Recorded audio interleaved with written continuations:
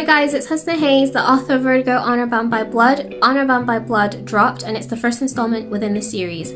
So today we're gonna answer some author questions, some book questions, and some questions about aspiring authors or writers.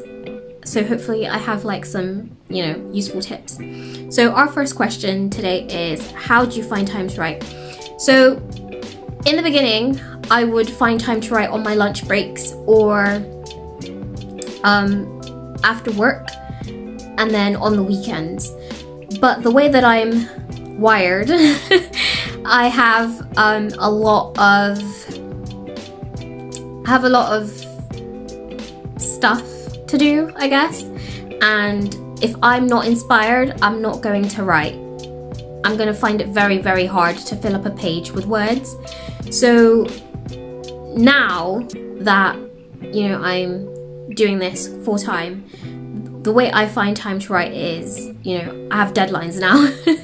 So when I'm inspired, I write, but I'm writing towards a deadline and an end goal. I usually, do it Monday to Friday or like in the evenings, and the weekends sometimes. I don't know why, but I'm really productive at night, so I'll like write at night instead of like sleeping. Like there's been days where I've like started writing at like 9 o'clock at night, and then before I know it's like 6 a.m. So yeah. The second question is, what is the best time of day for you to write? So for me, I'm really productive in the morning, like mid-morning to early afternoon. And then after that, it's just like, there's no gas in my tank at all to like write anything, especially if I'm not inspired. If I'm inspired, I'll write. Like, it doesn't matter what time of day it is, I will write. If I'm not inspired and I'm like just trying to get through chapters and, get through all my storyboarding and my notes and everything, I will stagger it to write when I'm more productive, and then round evening, like late evening, is when I start feeling a bit more productive again.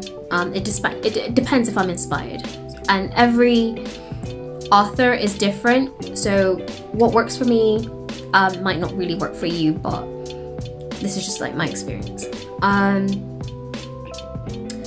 How long does it take for you to write a book? So Honour Bound by Blood, I started writing that when I was a teenager. It was done in 2018. It was supposed to be out, but things happened, and then I was like, I'm gonna do it myself, and then things happened, and then now it's out. It depends on the kind of project you're working on. It depends on the story that you're trying to tell, the characters you're trying to put on paper to convey to the reader. It all depends on what you're doing. I'm sure a children's book will take less to write than a novel of like 100,000 words, 40 chapters. I think it's different, but I think definitely like the children's book will, I don't know, I haven't written a children's book before, but I'm just using an example, but it takes different times. So like the projects I'm working on now are significantly shorter than when I wrote Honour Bound by Blood. But you have to understand, like I wrote Honour Bound by Blood when I was a teenager, and I kept adding to it, and then like I had other things to prioritize. I was trying to get to university, I was trying to get to sixth form, I was trying to like pass my exams, like a lot of things were happening. So it just takes different times. Like the projects that I'm working on now, like I just said, quick, but I think that's because like I have a routine now, and I know what I'm doing, and I know myself, and I know the stories I'm trying to write, and I have deadlines. So it's just like constant. But I'd say like a year or like a year or two. It took Honour Bound by Blood for me to finish it. It was like 2.5 years. Whereas like the projects I'm working on now, they're like a year and like 3 months or a year and a half. It just completely depends, because like there's more to writing a book than just like putting words to paper. It's words to paper and then editing and then beta readers and then editing and then more beta readers and then copy editing, developmental edits. Your book is constantly in front of somebody. The first words you put on the page are not going to be the last words that are submitted and, you know, put to print. It just doesn't work like that. Like, you keep constantly going over everything, and that delays. So it just depends on that. What is the most difficult part of writing a book? I'd have to say the most difficult part of writing a book for me is getting through those days when I'm not motivated, when I'm not inspired. It's really hard on those days to write, because it's like once writer's block hits, like, and that's the thing, like before I started writing, I never believed about writer's block. I was like, writer's block, you know, I've done assignments, I've been to uni, and writer's block in a sense of like writing an assignment is different from like writing a book, writing a story, but they're very similar in ways. Whereas like if you're writing an assignment, you've got all this information, all this data, and like you have like a deadline. The same thing with like writing a book, but I don't know, it's just like different because there's like a sense of a safety net for you. Whereas like when you're writing a book and writer's block hits, I don't want to call it writer's block. I want to call it something else. We'll figure it out in future. But when you're just not motivated, when you're not inspired, when you're thinking about the story and it's like you hit a snag, it's hard to get back into it. That's the hardest part of writing a book. But specifically, if we're gonna apply this to Honour Bound by Blood, the hardest part of writing Honour Bound by Blood were the last couple of chapters, from the Glades to In Blood were hard chapters, only because Honour Bound by Blood is like written in different character perspectives, so certain characters are not privy to certain information like throughout the book, and then like when all the pieces are like coming together in those last couple of chapters, it's like that's when like you have to like tie up all the loose ends and everything, and I found that so hard. Like when you like I'm sure like you've all heard the saying of Chekhov's gun, like when you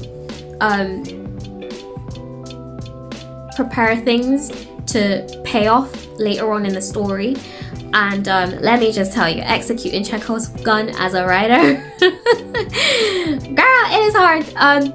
But I think I would like do a separate video on that for authors or writers, because I think like I've got a lot to say about that. But yeah, so basically it's just like tying up all the loose ends on all the like Easter eggs and everything that I like laid out in the beginning of the story is like coming to a head, and it's like now everything has to pay off. And reviews have started coming in for the book, for Honour Bound by Blood, and I'm just interested to see the reviews, because there are some things that were left unresolved, but that's on purpose, because you know they're gonna come back around in like the second book. So that's what I have to say like on that. What other question do we have?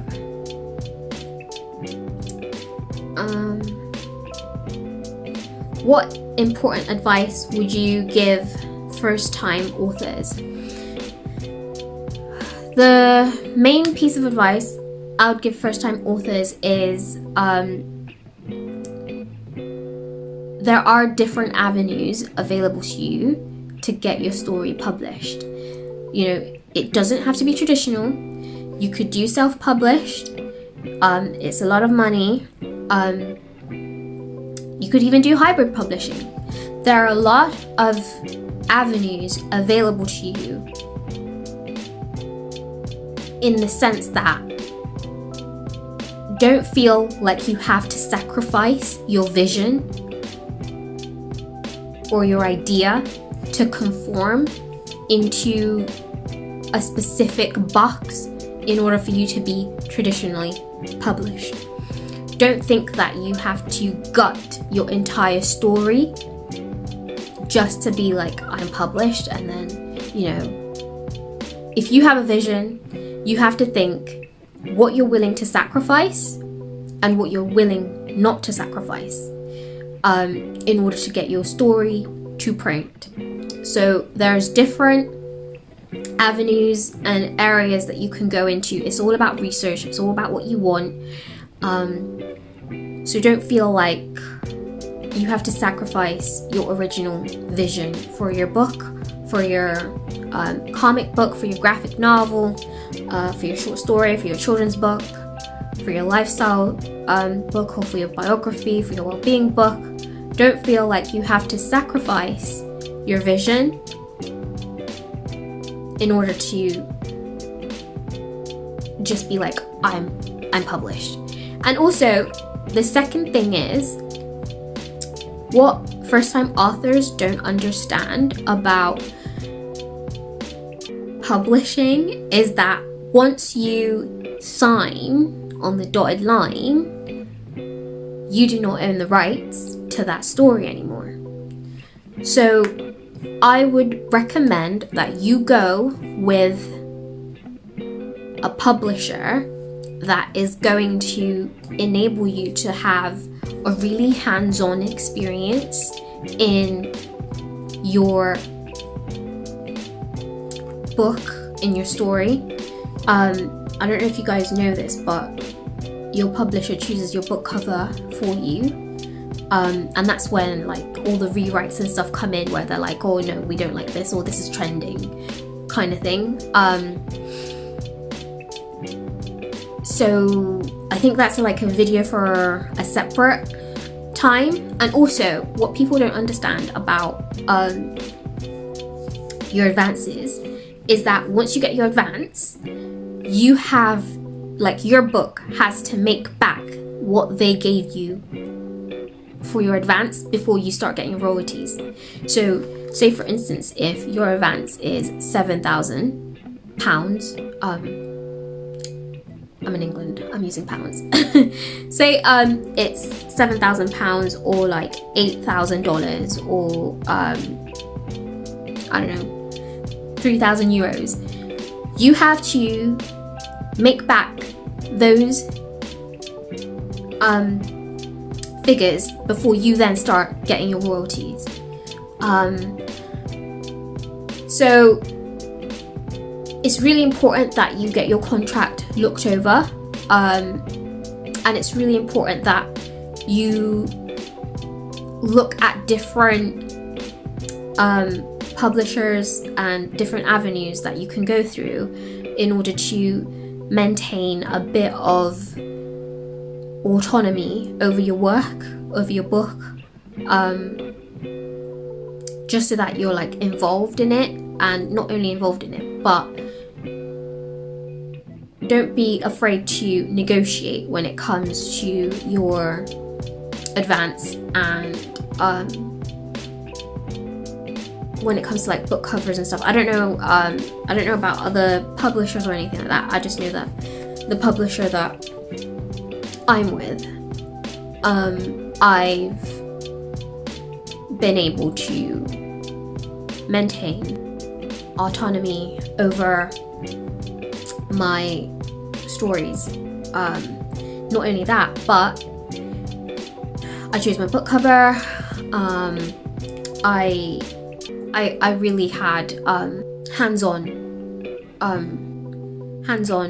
with my book from start to finish. And you can go the self-publishing route. Only thing is, self-publishing is really expensive. It is really expensive. I just have to say, if you're going the self-publishing route, just make sure that you get your book developmentally edited. Not only developmentally edited, but copy edited, line edited, because you're competing with big publishing houses, and even the smaller boutique ones, you're competing with them. So you need to really make sure that your book cover is on point, that your text is on point, that you can really like stand next to these traditionally published authors, being backed by these big companies and these small companies and these boutique companies, and you know, you can really hold your own. So there's different avenues available to you.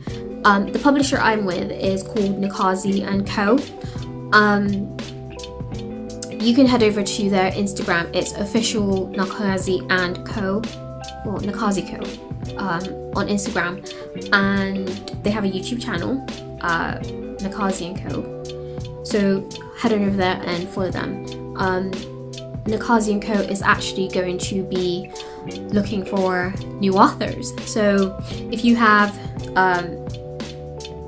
anything that you want to send in, definitely follow them on the socials, and you know, you never know, we could be publishing mates. So head on over there. So official Nakazzi Co on Instagram. They also have a Twitter, and they're on YouTube as well. So head on over there, and I'm sure announcements will be going out on the submissions that they're going to be opening up to new authors. And I have to say, like, just don't be afraid to like negotiate and go for a route that benefits you and your future and what your dreams are for yourself in the future. For me, I want to be a full-time author. Not only do I want to be a full-time author, I really want to get hands-on within the publishing industry, and Nakazzi Co has really helped me. But for first-time authors, there's different routes available to you. Don't settle, and do your research.